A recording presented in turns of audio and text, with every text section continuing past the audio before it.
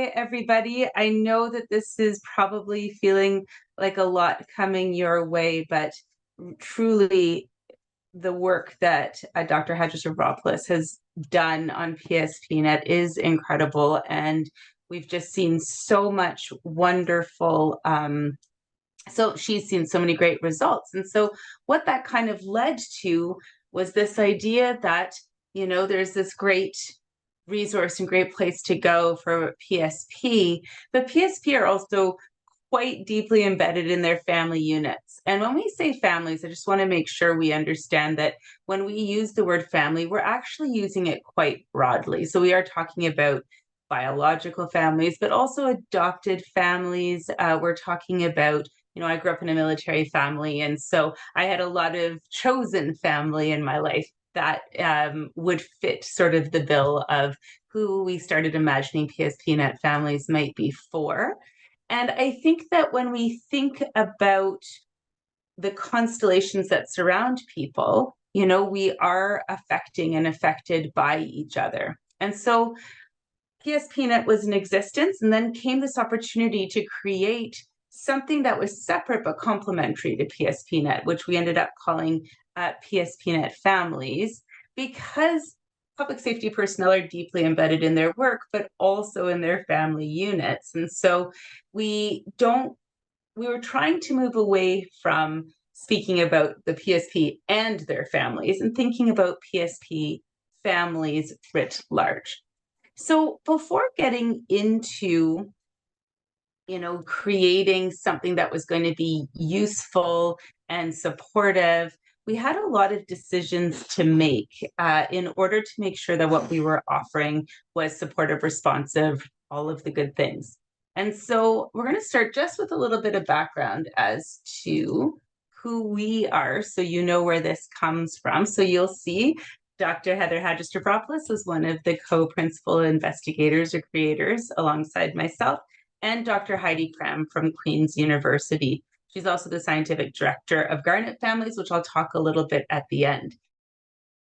But on the right-hand side of the slide, you see all the people who went into creating PSPNet families. And what I find really interesting and important, and also a little bit exciting, is that over 80% of our team was either defense or public safety connected in some way, which I think when we have such a large percentage bringing their personal experiences to the table, it really makes, again, something that is responsive and resonant with experience. So what we had to decide was really, what was this going to look like? Who was it going to serve? And how was it going to be different, right? Like, how could we capture sort of the essence of the complexities of public safety life in a way that was both specific enough to speak to the individual sectors, but general enough to also, not be 47,000 pages deep? And so what we started doing was looking at what are the dimensions of public safety life that make it different than what would be considered sort of a more typical career orientation. And what we came up with, or what we, through a whole bunch of research and a whole bunch of scanning the literature that was out there, but we came to realize that it was really the logistics of the occupational risks and requirements, the logistics, the risks, and the identities involved. And then in some sectors, mobility, that we really wanted to pay attention to be supportive. I often think of my mom when we were creating this thing, because my mom grew up in an Italian family in Ottawa and basically didn't even know that we had a military before she met my dad. And so something like this would have been very supportive of her experience, because she really could have used somewhere to go to learn about what is this. But that wasn't the only thing we wanted to do. So when we were thinking about those logistics, risks, and identities and how we were going to translate them into something useful, we also had to think about what else people might need while they were looking to the site for support. So we decided to divide it kind of into three types or categories of information or offerings. The first one is really information. it is really, what does this mean? What does this look like? What are the lifestyle dimensions, and how might they influence, the familial context? But we also knew that there were going to be people who are going to come to the site who know all that. They might be mid-career, they're kind of in the midst, but they have an issue, and they want to think about how they might address that issue. And so we decided to also include some strategies and skill building pages that were specific and tailored to the issues that we were being told public safety families face kind of on the daily. And then we also knew that people, in addition, might need to do a little bit of work on themselves. They might be realizing that in relation with their families, they're just not feeling quite as connected as they did, or they're having some struggles. And so we thought, and this is Dr. Heather's work, really to bring in that internet-delivered cognitive behavior therapy in the form of a self-directed spouse well-being course. So those are sort of the three interrelated components of what PSPNET Families offers. But then as we started launching and getting feedback from users and them telling us what they liked, what they didn't like, what they started saying too is that some people might not even know. They might not know what they're looking for. They're kind of on a bit of a tourist cruise. And so we thought we would include that circle that you see on the left that has the questions that'll help. I'm here because I want to try something different, or I'm here because I need to learn. And that would help direct them into the appropriate places. And then through even more feedback, we found out that some people don't want any of the whys. They just want to know about a topic. And they want a curated list of everything we offer on that topic. So for example, trauma. So if you see the list on the right-hand bottom side, I want to learn about. And then if you click on that, it filters everything we have on the site with regards to that topic. And that offered users the choice of the options that best suited them. So when you go to www.pspnetfamilies.ca, this is where you land. There's videos at the top, and then you have these options to navigate in the ways that you want. We thought it would be great to kind of give you a quick little viewing so that you're familiar with what this would look like. So if you click that blue information block on the first page, you come to this diagram. And what we were really trying to show is that even though we have these separate topics, they're in no way separate. They are completely interrelated with each other. But we chose a way of navigating that we thought was kind of made things easier. And so we have these categories of the roles and responsibilities in PSP families, the effects of PSP work and home transitions, the impacts of the job at home, workplace requirements, public expectations, and the effects, and PSP families' experiences with trauma. And so what we're going to do is we're going to imagine that we're clicking on the impacts of the job at home. So the green sort of head there on the right-hand side. And when you do that, you get to see the subtopics. In the subtopics, so you have grappling with sleep, confronting PSP injury and illness, they each have their own page. Now, when we were designing the pages, the worst thing that we could have offered is just reams and reams and reams of reading. And so what we tried to do was develop these pages in ways that were interactive. There's some video, there's some audio, there's some activity. So I'm going to show you and walk you through what an information page will look like. The other thing I'm going to point out before I start walking you through is the color choices we have are wayfinding. So at the top of every page, there is an audio recording, so you can listen to the words instead of having to read them. And then if you look through the page, there are definitely interactive components, visual components, things that you can choose. And then at the bottom of the page, we have connected the strategies and skill building exercises that are best suited to that information as well as the link to the spouse wellbeing course, should you want to move into that direction. If you are on that landing page and you say, you know what, I know all the things, I really just need to try something to have a strategy to deal with X. Well, what we've done is we've developed a whole bunch of strategies and divided them into strategies for families and strategies for couples. So it's kind of like the next step of that information. The information is the what. This is the so what. Like, how does it affect me and my family? And now what can I do about it? Before showing you what this looks like, something I did want to mention is that when it comes to strategies and skills and things to try, there's a little bit of trial and error, but also trial and trial again, in the sense that something might feel a little bit awkward or uncomfortable doing it the first time, but the more you practice it, the more it ends up working for you and your family. Or it might not work altogether and you try something different. None of these we present as a solution or a fix-it to anything, but we do offer these as proven, evidence-based, research-based things that do work. So if you click into one of the strategies, you will see we're going to click into extending your support. Now we're yellow. You have these links at the top so that you can go straight to the information, or you have the audio just like before. In this one, we've included a video of things to consider.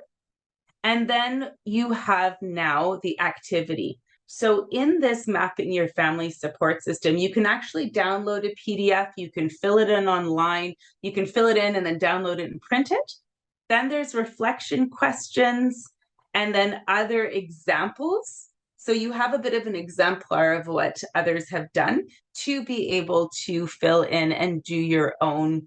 And what we've heard in the feedback is that it is so nice just to have something to try and something to work with and work on. So, and then to try and come back and do something else.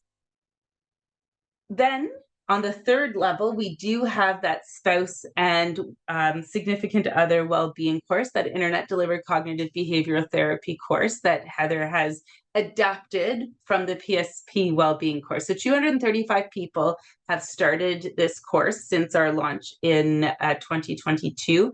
And in the results of it, 95% said they would refer a friend, 93% thought it was worth their time, and 76 reported that they had increased confidence in managing their symptoms. This is the bridge. So on the left, you have the PSP self-guided well-being course, and on the right, you have the PSPNET families one. And what Heather and her team have done is they've taken the principles, but they worked alongside a working group of PSP family members from across the country to tailor the stories to families, to tailor the exemplars. The case stories give really relatable examples of the symptoms, the challenges. You know, the story characters that were chosen were based on the team's knowledge, but also the experiences shared with them by the working group members. So the exemplars, the stories were shared back and forth, and the working group gave feedback on everything from the relatability, the content, was it helpful, was it visually interesting, and really supported the development of a few of the iterations of this. And so if you wanted to do the spouse or significant well-being course, you could either go in through PSPNET or through PSPNET families, and you would find the link to do it. So what are we learning? We launched in December of 2022, and as of December 31st, 2024, so 2 years later, we had 67,278 users. And so I assume we've had a few more since then. There's been a few conferences that we've spoken at. And then as far as the trends in the most viewed pages, we have experiencing the ripple effects of PSP's unprocessed trauma and sleep. So thinking back to what Casey shared with us, I don't think that this comes as any surprise that really these are the information topics of most interest.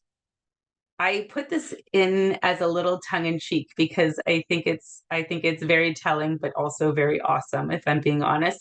The trends in the least viewed skill building pages, because the most viewed, are about taking care of kids and planning and scheduling and childcare, but the least viewed is household tasks.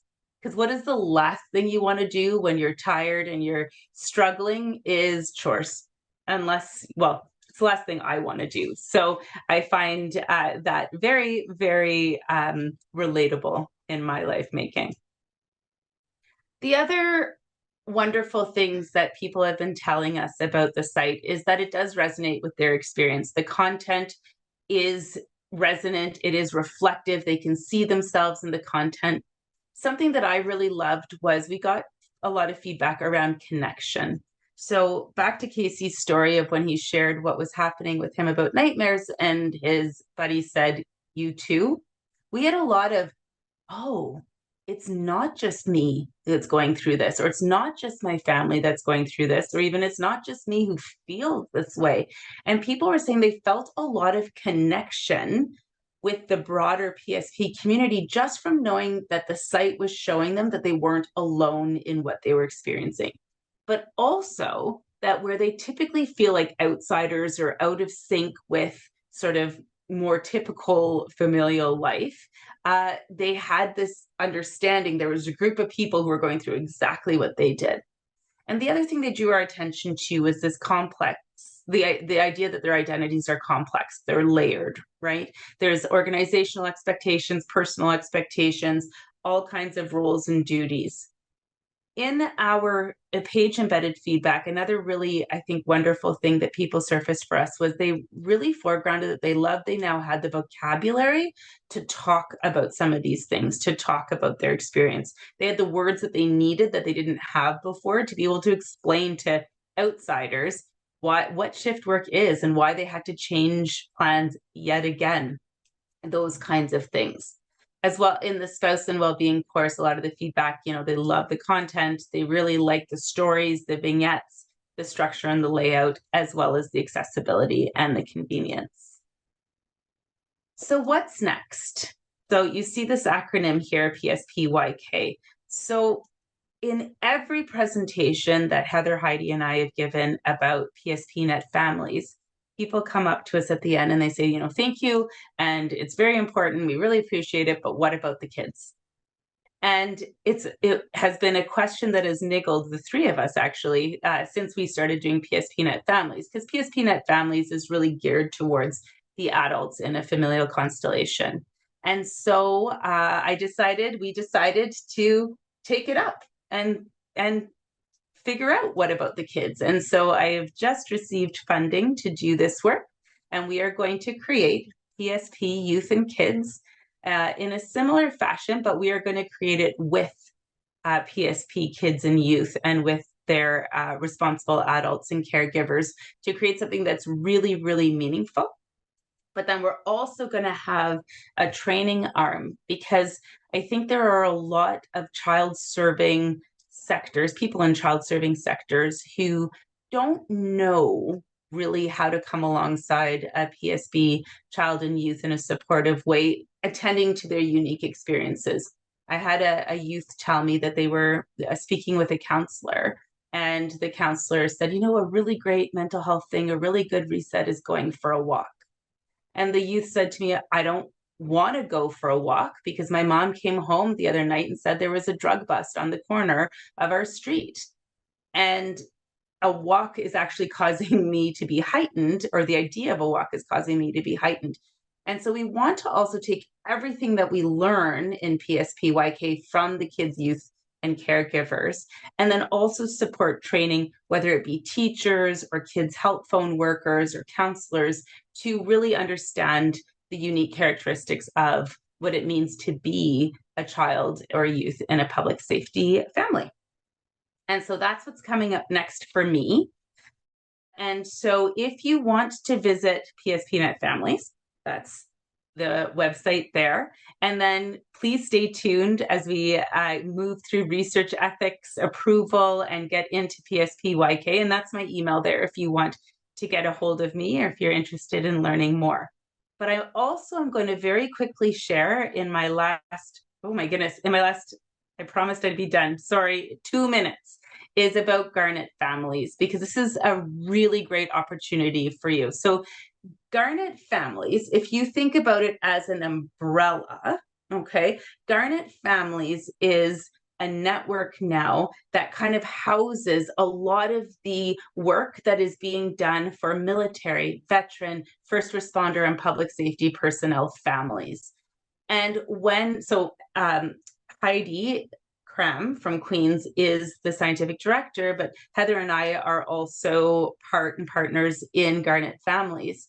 And when we were trying to decide on a name, it was very hard to come up with something that was representative, again, of all the sectors, but also the specific experiences. And at the end of the day, Garnet was chosen because it's a unifying symbol. And actually, you might not know this, but it is a unifying symbol for family experience. So over history and across cultures, garnets have actually served as a symbol for love, loyalty, and the safe return to family. And so it was something that everybody could see themselves in. It's also funded from the Social Sciences and Humanities Research Council from now until 2031. And so it's something that has a lot of legs and a lot of longevity. So the Garnet Families Network focuses on research, on network, and on partnerships. And what it does is it connects military, veteran, first responder, and public safety personnel and those who study, serve, and support them with research, resources, and a community that really understands their experiences. So the research team, it's big, lots of research, lots of great stuff happening. They have a website also, which is www.garnetfamilies.com. And there's resources and all kinds of information there for you. The network really is to show that it's bigger than the sum of its parts. And this is where I wanted to get to, where it's relevant, how you can kind of connect with it. So in the community, they have all kinds of events and webinars like this one, but they also have the Family Ties newsletter. And if you have a phone nearby and you want to scan that QR code, or when the slides are posted, you'll have access to it. You can sign up for their newsletter, and then you'll find out about all of these family forward events that are being offered and shared for public safety personnel families through the Garnet Families Network.